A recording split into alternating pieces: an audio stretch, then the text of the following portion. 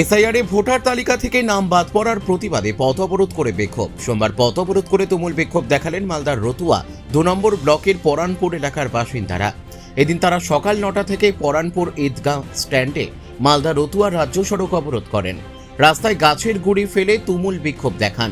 পথ অবরোধ বিক্ষোভকে কেন্দ্র করে ব্যাপক উত্তেজনা ছড়ায়। ঘটনার খবর পেয়ে পুখুরিয়া থানার বিশাল পুলিশ বাহিনী ও কেন্দ্রীয় বাহিনী ঘটনাস্থলে ছুটে যান। তারা অবরোধ তুলে দিয়ে পরিস্থিতি নিয়ন্ত্রণে আনার চেষ্টা করে।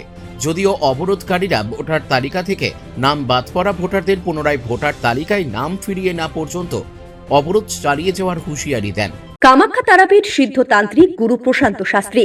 কামাখ্যা তারাপীঠ যজ্ঞ সহ যে কোনো সমস্যার সমাধানে একমাত্র ভরসা।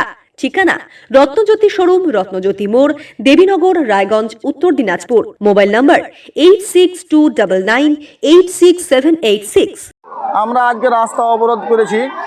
আমাদের ভোটার তালিকায় নাম বাদ দেওয়া গেছে। এর আগে যখন লিস্ট আসে তখন আমাদের যখন ভোটার তালিকায় নাম বাদ ছিল তো আমাদের সবাইকে হেয়ারিংয়ে যাওয়া হয়েছিল। হেয়ারিং করার পরেও আবারও আমাদের একই ফ্যামিলির হয়তো 10টা লোক আছে একই ফ্যামিলির, তো 8 জনের নাম বাদ এসছে, 2 জনের নাম ঠিক এসছে। আর বাবার নাম ঠিক এসছে তো আমার নাম ভুল এসছে, তো ভাইয়ের নাম ঠিক, মানে এইভাবে এই সিস্টেম হয়েছে। আর হেয়ারিং আমাদের এর আগেও 2বার করে হেয়ারিংও গিয়েছি। তো আমরা এই জন্য আন্দোলন করেছি, রাস্তা অবরোধ করেছি।